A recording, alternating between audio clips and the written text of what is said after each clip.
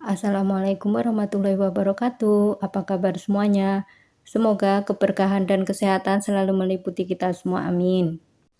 Kali ini saya membawakan kisah dakwah Nabi Musa alaihissalam dengan mukjizatnya yaitu membelah laut. Sebelum saya mulai, saya ucapkan terima kasih kepada semuanya karena sudah klik channel ini. Langsung saja kita mulai, check it out. Diceritakan di episode sebelumnya bahwa Fir'aun dan kaumnya selalu ingkar janji, bersifat sombong dan tidak pernah mau mengakui kekuasaan Allah Subhanahu wa Ta'ala. Sebenarnya kaumnya Fir'aun udah mulai bimbang dan mulai mengakui Allah Tuhannya Musa.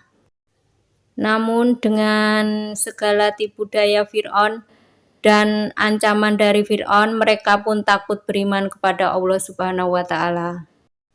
Fir'aun itu berkata, "Wahai kaumku, lihatlah perubahan Mesir yang begitu bagus sekali. Tanah yang subur dan hasil pertanian yang begitu melimpah.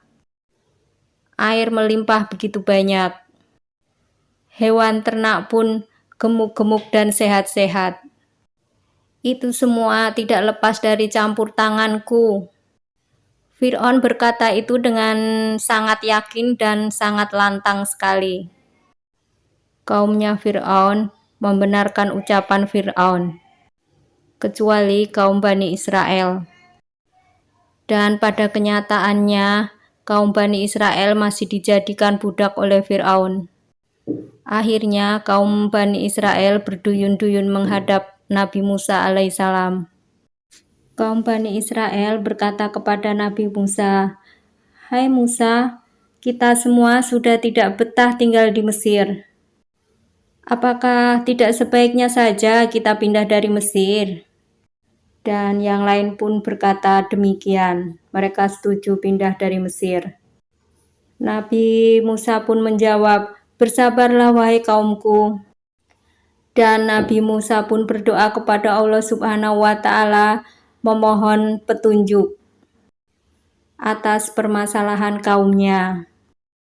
Seperti diceritakan dalam Al-Quran surat Asy-Syu'ara ayat 52.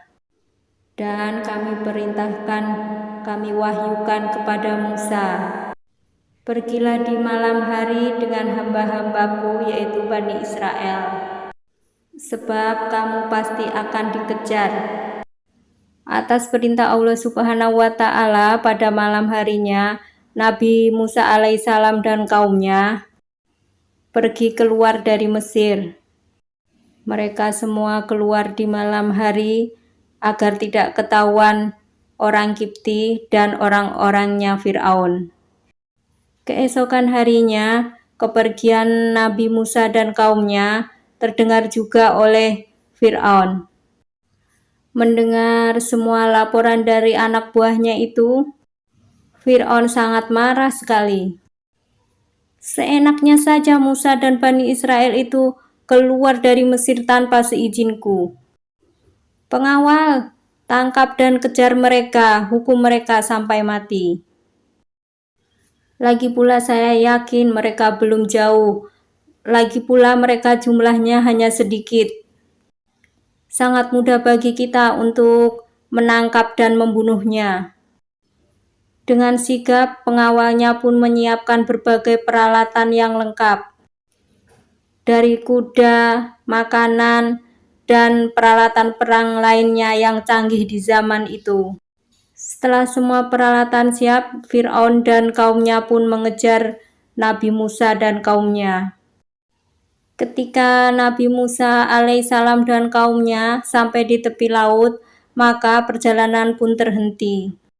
Dan kaumnya Musa pun sangat khawatir, berkata kepada Nabi Musa alaihissalam, "Musa, bagaimana kita ini? Ini adalah laut yang sangat luas. Kita tidak mungkin menyeberangi tanpa perahu. Sedangkan kita tidak punya apa-apa, nggak mungkin kita balik kembali mengambil peralatan. Dan bagaimana jikalau Fir'aun mengejar kita?" Nabi Musa alaihissalam pun menjawab dengan tenang sekali, Wahai kaumku, janganlah khawatir. Allah Subhanahu wa Ta'ala bersama kita dan akan menjaga kita selamanya. Seperti disebutkan dalam Al-Quran surat As-Suara, lalu kami wahyukan kepadamu, Musa, pukullah laut itu dengan tongkatmu, maka terbelahlah lautan itu, dan belahan itu seperti gunung yang sangat besar.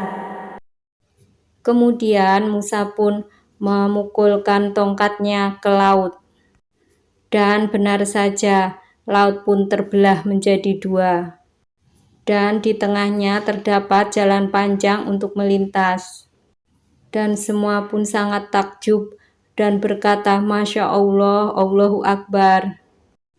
Nabi Musa berkata, ayo cepat semuanya kita lanjutkan perjalanan sebelum Fir'aun datang.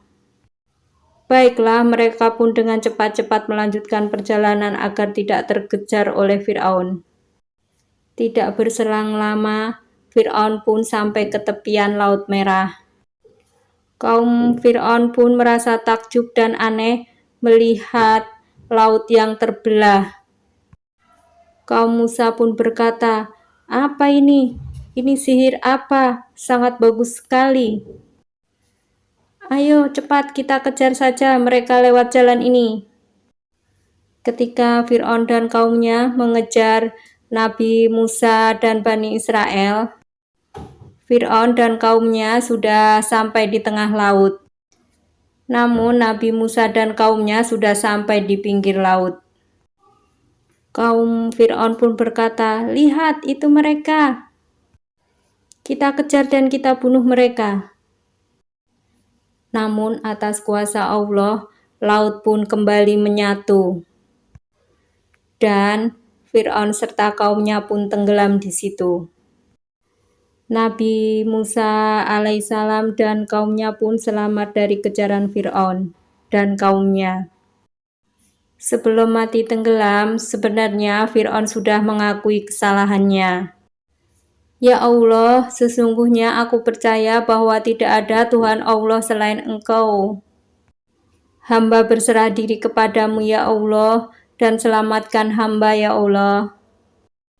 Namun semuanya sudah terlambat. Allah tidak menerima taubat Fir'aun.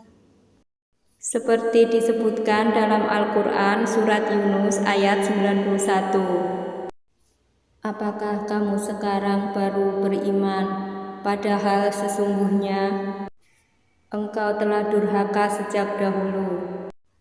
Engkau termasuk orang-orang yang berbuat kerusakan.